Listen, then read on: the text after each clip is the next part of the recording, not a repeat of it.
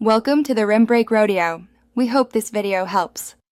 You begin by preparing the essentials. Update iOS and confirm your carrier permits tethering because some plans block it. Next, connect a certified Lightning to USB cable to your computer. Make sure the port is powered. When your iPhone asks to trust this computer, tap Trust and enter your passcode.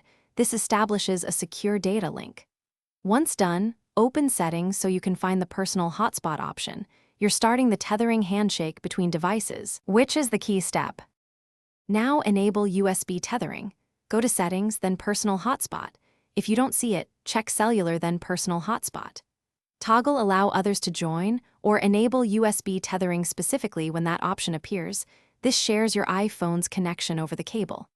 On your computer, open Network Settings and choose your iPhone as the network adapter. Windows may show it as an Ethernet adapter, Mac OS as your iPhone. Make sure you disable Wi-Fi on the computer if you want a pure USB route for stability.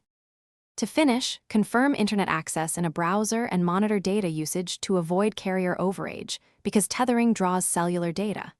If you lack connectivity, first try a different USB port and reconnect the cable, then restart both devices. This often clears handshake issues.